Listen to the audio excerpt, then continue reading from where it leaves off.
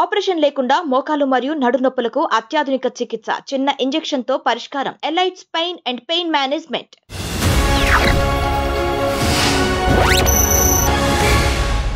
Hi, hello, welcome to iDream Media. Welcome to my show, Interview with Psychologist Visesh. Pawan Kalyan, Power Star Pawan Kalyan, Jana Senani Pawan Kalyan.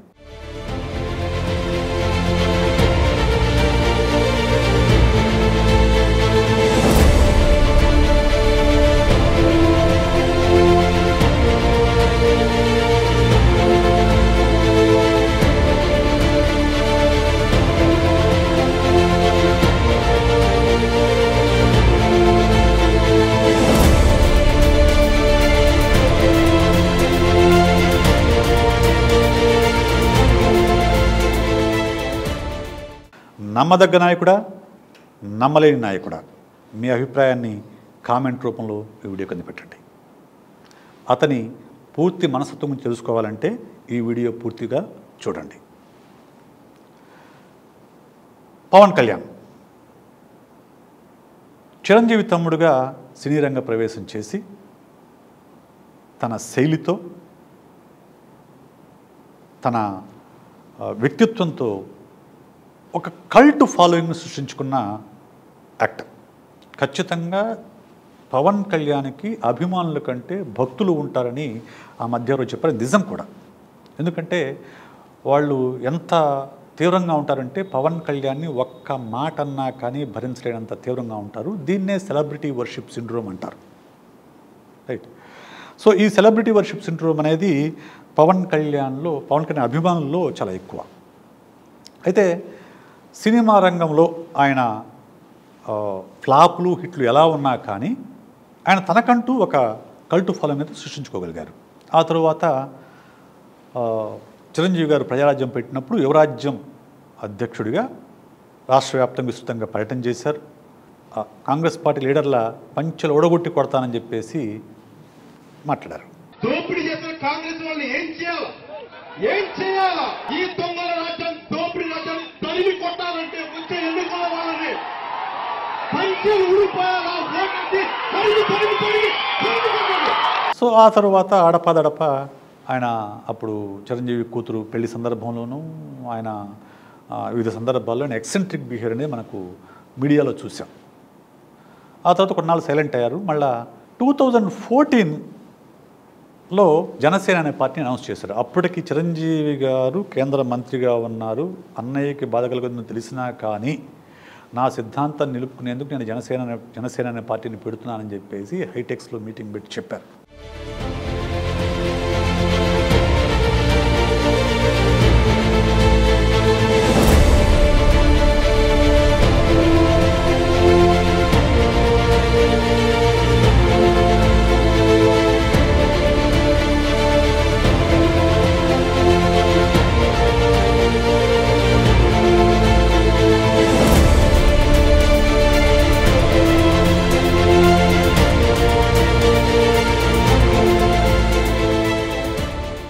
ఆ meeting నేను ఆశాంతం చూశాను, టీవీలో చూశాను. చూసిన వెంటనే నాకు కొంచెం అంటే ఒక సైకాలజిస్ట్గా నేను కేవలం నాయకుడి యొక్క ఉపన్యాసం వినడమే కాకుండా దాని వెనక ఉన్న ప్రవర్తనని, మోటివేషను, లేకుంటే వాటి వెనకున్న ఇన్నర్ సైకాలజీని అర్థం చేసుకుంటా కాబట్టి నాకు కొంచెం నవ్వు అనిపించింది. ఎందుకంటే ఆయన ఆ ఉపన్యాసం మొత్తం కూడా మనసులోంచి వచ్చింది కాదు, కేవలం గొంతులోంచి వచ్చిందనే విషయం నాకు అర్థమైంది. ఎందుకంటే నాకు ఎవరికైనా కానీ ఒక ఆవేశం వస్తే ఒక emotion will sustain for few minutes, at least few minutes. కానీ ఆయన అప్పట్లోనే అంతలోనే నవ్వడం అనేది నాకు ఎందుకో ఇన్కన్సిస్టెంట్ బిహేవియర్ అనిపించింది. Right, what ever it is. అయిపోయిన తర్వాత ఆయన ఆ ఎలక్షన్లో పోటీ చేయకుండా చంద్రబాబు నాయుడు గారు సపోర్ట్ చేశారు, టీడీపీకి సపోర్ట్ చేశారు. టీడీపీ ఇచ్చే హామీలకు నాది బాధ్యత అని చెప్పారు. కానీ ఆ తర్వాత మళ్ళా టీడీపీ విభేదించి 2019 ఎలక్షన్స్లో బీజేపీ జతకట్టి పోటీ చేశారు. తను పోటీ చేసిన 2 స్థానాల్లోనూ ఆయన ఓడిపోయారు. ఒక స్థానంలో వచ్చిన జనసేన ఎమ్మెల్యే కూడా ఆ తర్వాత వైఎస్ఆర్సీపీతో కలిశారు. సో మళ్ళీ ఇప్పుడు ఏ పార్టీని అయితే తిట్టారో అదే తెలుగుదేశం పార్టీతో జతకట్టి ఇప్పుడు మళ్ళా 2024 ఎలక్షన్స్కి ఆయన సిద్ధమయ్యారు. మళ్ళీ ఇప్పుడు తెలుగుదేశం పార్టీ ఇచ్చే హామీలకు మాది హామీ అని చెప్పేసి ఆయన ఇద్దరు కలిసి ఉమ్మడి మేనిఫెస్టో రిలీజ్ చేశారు. తెలుగుదేశం ఎంపీలని చిత్తగొడతా ఉంటే ఈ రోజు వెళ్ళి వాళ్ళు కాళ్ళు పట్టుకొని తిరుగుతూ ఉన్నారు చంద్రబాబు నాయుడు గారు. ఏం మాట్లాడతాం వాళ్ళ గురించి? పౌరుషం లేదా మీకు? ఆత్మ గౌరవం లేదా? సిగ్గు లేదా? శరం లేదా? ఏం లేదు మీకు? ఇదంతా రాజకీయంగా మనందరికీ తెలిసిన విషయమే. అయితే ఇప్పుడు నేను మాట్లాడబోయేది ఆయన యొక్క వ్యక్తిత్వం గురించి. ఎందుకంటే ఒక వ్యక్తి యొక్క వ్యక్తిత్వమే, అతని యొక్క మనస్తత్వమే అతని రాజకీయాల్లోనూ, అతని జీవితంలోనూ, అతని పబ్లిక్ లైఫ్లోనూ, అతని పర్సనల్ లైఫ్లోనూ, అతని యొక్క ఎత్తుగడల్లోనూ, అతని యొక్క ఎమోషన్స్లోనూ అన్నింటిలోనూ అది రిఫ్లెక్ట్ అవుతూ ఉంటుంది. ఇది ఇన్నర్గా ఉండే మెటీరియల్, పర్సనాలిటీ ఇన్నర్గా ఉండే మెటీరియల్. పైకి కనిపించేది ఎక్స్టర్నల్, ఇది ఇంటర్నల్. సో అందువల్ల పవన్ కళ్యాణ్ యొక్క పర్సనాలిటీ గురించి తెలుసుకుంటే ఆయన్ని సపోర్ట్ చేయాలా, వ్యతిరేకించాలా అనేది మీ ఇష్టం. ఒక సైకాలజిస్ట్గా ఆయన పర్సనాలిటీ అనలైజ్ చేయడం మాత్రమే నా బాధ్యతగా నేను ఫీల్ అయ్యి ఈ వీడియో చేస్తున్నాను. రైట్. ఖచ్చితంగా పవన్ కళ్యాణ్ కరిష్మాటిక్ పర్సనాలిటీ. తన వ్యక్తిత్వం ద్వారా, తన నటన ద్వారా తనకంటూ ఒక ఫాలోయింగ్ సృష్టించుకున్న వ్యక్తి. ఇంతకుముందు చెప్పినట్లు కల్ట్ ఫాలోయింగ్ సృష్టించుకున్న కరిష్మాటిక్ లీడర్. రైట్. రెండోది ఇండిపెండెంట్. ఖచ్చితంగా ఆయన తనకు ఏది మంచిదో దాన్ని చేస్తారు, తనకు ఏది నచ్చితే అది చేస్తారు. రైట్. సో అవుట్ స్పోకెన్, ఏది అనిపిస్తే అది మాట్లాడతారు. సో ఆ మధ్యకాలంలో అలాగే మాట్లాడి ఆయన చాలా సమస్యలు చిక్కున్నాయి. ఏదంటే వాలంటీర్లని పైన కామెంట్ చేశారు. ఏమని? వైసీపీ ఈ వాలంటీర్ స్కీమ్ని పెట్టారు. ప్రతి ఊర్లో, ప్రతి గ్రామంలో ఎవరు మనిషి, ఏ కుటుంబంలో ఎంతమంది ఉంటారు, ఏ కుటుంబంలో ఆడపిల్లలు అక్కడ ఏమేమి ఉన్నాయి, వాళ్ళు ఎవరైనా అబ్బాయిలను ప్రేమిస్తున్నారా, వాళ్ళలో వితంతువులు ఉన్నారా, ఇట్లా ట్రాప్ చేసి హ్యూమన్ ట్రాఫికింగ్ జరుగుతూ ఉంది. వీళ్ళ ఇన్ఫర్మేషన్ వల్ల ఒంటరి మహిళల్ని వీళ్ళు టార్గెట్ చేసి ఆ ఇన్ఫర్మేషన్ కొంతమంది సంఘ విద్రోహ శక్తులకు ఇస్తే వాళ్ళని వీళ్ళు కిడ్నాప్ చేయడం కానీ ట్రాప్ చేయడం కానీ జరిగి మిస్ అయిపోయారు ఇంతమంది. కేంద్ర నిఘా వర్గాలు నాకు చెప్పాయి వాలంటీర్లు హ్యూమన్ ట్రాఫికింగ్ చేస్తున్నారని చెప్పేసి ఒక కామెంట్ చేశారు. సో అది ఎంత వివాదాస్పదంగా మీకు నాకు అందరూ తెలుసు. అంటే ఆయన మాట్లాడే ముందు అవుట్ స్పోకెన్ అనమాట, ఏది కాబట్టి అది మాట్లాడేస్తూ ఉంటారు. రైట్. So unconventional. ఆయనే చెప్పాడు, నేను గెలవడం కోసం రాజకీయాలు రాలేదు, ప్రశ్నించడం కోసం రాజకీయాల్లోకి వచ్చాను. ఈరోజు గెలుపు కోసం నేను రాజకీయాలు చేయట్లేదు, 20 సంవత్సరాల తర్వాత గెలుపు కోసం నేను రాజకీయాలు చేస్తున్నాను అని ఒక అన్కన్వెన్షనల్ స్టేట్మెంట్ ఇచ్చారు. దాన్ని బట్టి ఆయన అన్కన్వెన్షనల్గా వెళ్తానని మనం చెప్పక తప్పదు. రైట్. అండ్ ఐడియలిస్టిక్ అంటే ఆయనకేదో కొన్ని ఆలోచనలు ఉన్నాయి. అంటే సమాజం ఇలా ఉండాలి, ఇలా ఉంటేనే రైట్ అనేది చెప్పి సమాజం ఉన్నాయి. అదే దాంతోనే ఆ ఇజం అనే పుస్తకం మీద కూడా రాశారు. ఆయన రాజు రవితేజ ఇజం అనే పుస్తకం రాశారు. అది ఎక్కడ దొరకట్లేదు, వేరే విషయము. ఒక పుస్తకం రాశారు తన ఒపీనియన్స్ అన్నీ కూడా. కొన్ని ఆదర్శ భావాలు ఉంటాయి ప్రతి రాజకీయ నాయకుడికి, ప్రతి వ్యక్తికి కూడా ఉంటాయి. అలాగే ఆయనకు ఉన్నాయి. సో ఆ ఆదర్శ భావాలని అందుకోవాలని, అలాంటి ప్రభుత్వాన్ని చూడాలని ఆయన కోరిక అనుకుంటాను. సో అందువల్ల అలాంటి ప్రభుత్వం లేదు కాబట్టి వాళ్ళని విమర్శిస్తూ ఉంటారు. రైట్. అయితే ఇవి మనకు బేసిక్గా కనిపించే ఆయన లక్షణాలు. అయితే ఆయన పర్సనాలిటీ ట్రైట్స్ మనం పరిశీలిస్తే ఆయనలో ఎక్కడో ఒక క్రానిక్ ఫీలింగ్ ఆఫ్ ఎంప్టీనెస్ కనిపిస్తుంటుంది, ఒక శూన్యత ఆయనలో ఉందేమో అని నాకు కనిపిస్తుంటుంది. ఎందుకంటే ఎప్పటికప్పుడు నాకెవరూ లేరు అనే భావన ఆయన మాటల్లో వినిపిస్తూ ఉంటుంది. ఇక ఎమోషనల్ ఇన్స్టెబిలిటీ మనం చూస్తే పవన్ కళ్యాణ్ గారి ఉపన్యాసాలు కనుక మనం గమనిస్తే ఆయన ఎమోషనల్ ఇన్స్టెబిలిటీ ఎట్లా ఉంటుందనేది చాలా క్లియర్గా మనకు అర్థమవుతుంది. అప్పుడే నవ్వేస్తారు, అప్పుడే కోపం తెచ్చుకుంటారు, అప్పుడే అరుస్తారు, అప్పుడే చల్లబడతారు. ఈ ఎమోషనల్ ఇన్స్టెబిలిటీ అది నటన అయితే పర్లేదు, నటన అనుకుంటే ఓకే, కానీ నాకైతే నిజమే అనిపిస్తుంది. ఎందుకంటే ఆయన ఆ మధ్యకాలంలో చిరంజీవి గారి ఇంటర్వ్యూ కూడా నేను చూశాను. వాడికి ఎమోషన్స్ అనేవి చాలా ఎప్పుడు ఎలా ఉంటాడు ఎవరు చెప్పలేరు, మూడీగా ఉంటాడు, ఒక్కోసారి ఏమో అందరితో కలుస్తాడు, ఒక్కోసారి తన రూమ్లో తను ఉంటాడని చెప్పేసి చెప్పారు. So emotional instability, extreme mood swings, నేను చెప్పింది అదే ఎక్స్ట్రీమ్ మూడ్ స్వింగ్స్. ఇంపల్సివిటీ, ఏది కావలిస్తే చేయటం, ఏది కావలిస్తే అది మాట్లాడడం. ఆ మధ్యకాలం చూసాం మనం, ఇప్పటం గ్రామానికి వెళ్ళేటప్పుడు పోలీసులు ఆపారని చెప్పేసి ఆయన జీప్ పైకి కూర్చున్నాడు, అలాగే రోడ్డు మీద జనాలతో పెట్టుకుని నడిచాడు. ఇంపల్సివ్ అనమాట. అంటే నేను ఒక నాయకుడిని, ఒక రాష్ట్ర స్థాయి నాయకుడు ఉన్న వ్యక్తిని నేను చెయ్యొచ్చా చేయకూడదా అనే ఆలోచన ఆయనకు ఉండదు. ఎందుకంటే ఇంపల్సివ్, చేయాలంతే, చేసేస్తాడు. అలాంటి మనం చాలా సందర్భాల్లో మనం చూడొచ్చు impulsivity. Intense and unstable relationships, intense and unstable relationships అంటే అని ఏ బంధంలో కూడా ఎక్కువ కాలం ఉండకలేకపోవడం అని ఆయన యొక్క బలహీనత. ఆయనే చెప్పారు, కుదరలేదు నాకు, 3 సార్లు పెళ్లి చేసుకున్నాను, కుదరలేదు, అలా అయింది అని చెప్పేసి. ఎందుకంటే ఆయన వ్యక్తిత్వంలో ఉన్న ఒక ప్రధానమైన లోపంగా నాకు అనిపిస్తుంది. బికాజ్ ఆఫ్ ఈ మూడ్ స్వింగ్స్ వల్ల కానివ్వండి, ఇంపల్సిటీ వల్ల కానివ్వండి, వీటి వల్ల ఆయన ఒక రిలేషన్షిప్లో ఎక్కువ కాలం ఉండలేకపోవడం అనేది ఆయనకున్న ఒక బలహీనత. Okay, intense anger and difficulty in controlling it, అంటే విపరీతమైన కోపం, దాన్ని కంట్రోల్ చేసుకోలేకపోవడం. ఇది మనం పబ్లిక్గా చాలా సందర్భాల్లో మనం పబ్లిక్ మీటింగుల్లోనూ వాటిలోనూ చూస్తూ ఉంటాం. నాకు ఒకటి గుర్తు వస్తూ ఉంటుంది, ఒక ఎక్కడో కాకినాడలో జరిగిన మీటింగ్లో అనుకుంటాను, ఇలా ఇలా ఇలా ఇలా ఊగిపోతూ ఉంటారు. పక్కన ఒక అతను ఏంటి ఇలా ఊగిపోతాడని చెప్పేసి ఈ ఇంపల్సివిటీ, ఈ కోపాన్ని కంట్రోల్ చేసుకోలేకపోవడము, ఇవి మనం ఆయన ఉపన్యాసాలు చాలా సందర్భంలో మనం చూడవచ్చు. So okay, unstable self image. Unstable self image అంటే ఆయన సెల్ఫ్ ఇమేజ్ పైన, అంటే సెల్ఫ్ ఇమేజ్ అంటే ఒక వ్యక్తికి తన పైన తనకున్న ఇమేజ్. మనందరి దృష్టిలో ఆయన ఖచ్చితంగా పవర్ స్టార్. నేను కూడా పెద్ద అభిమాని. నేను ఇప్పటివరకు పవన్ కళ్యాణ్ సినిమా చూడకుండా ఒకటి కూడా లేదు, ప్రతి మూవీ చూశాను. ఫ్రమ్ ది అక్కడ అమ్మాయి ఇక్కడ అబ్బాయి దగ్గర నుంచి నిన్న మొన్న వచ్చిన ప్రతి సినిమా చూశాను. So because suddenly is a power star in our image, మన పర్సెప్షన్లో. కానీ ఆయన పర్సెప్షన్లో ఆయన తనను తన అలా చూసుకోవడం నా అబ్జర్వేషన్. ఎందుకంటే చాలా సందర్భాల్లో ఆయనకు ఆ కాన్ఫిడెన్స్ కనిపించదు, ఇన్స్టెబిలిటీ కనిపిస్తుంది. ఒక్కోసారి ఏమో నేను ఎలా ముఖ్యమంత్రి ఎలా అవుతాను, నేను గెలవాలి కదా, నేను మీరు గెలిపిస్తే కదా అని మాట్లాడతాడు. మళ్ళీ 1 వీక్ తర్వాత నేను గెలవడానికి సిద్ధంగా ఉన్నానంటాడు. ఇంకో 1 వీక్ తర్వాత నేను సీఎం అవుతా అంటాడు. ఇంకో తర్వాత నేను సీఎం ఎట్లా అవుతా అంటాడు. ఈ అన్స్టెబిలిటీ అంటే ఆయనకున్న అన్స్టేబుల్ సెల్ఫ్ ఇమేజ్ అనేది ఆయన యొక్క మీటింగ్స్లో, ఆయన యొక్క ఉపన్యాసాల్లో మనకు కనిపిస్తూ ఉంటుంది, ఆయన మాటల్లో మనకు వినిపిస్తూ ఉంటుంది.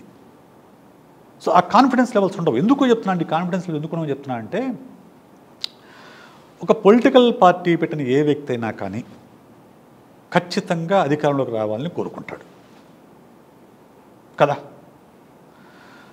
2014 ఆయన పొలిటికల్ పార్టీ పెట్టిన తర్వాత నాకు సమయం తక్కువగా ఉంది కాబట్టి ఈ కొత్త రాష్ట్రానికి అనుభవజ్ఞానికుడు అవసరం కాబట్టి చంద్రబాబు నాయుడు సపోర్ట్ చేస్తున్నాను అని చెప్పేసి చెప్పారు. చాలా సంతోషం. ఎందుకంటే అప్పుడు ఉన్న ఇద్దరు ప్రధానమైన నాయకులు ఎవరైతే జగన్మోహన్ రెడ్డి, చంద్రబాబు నాయుడు మోస్ట్ రిలయబుల్ అని పవన్ కళ్యాణ్ గారు నమ్మారు కాబట్టి ఆయనకు సపోర్ట్ చేశారు, సంతోషం.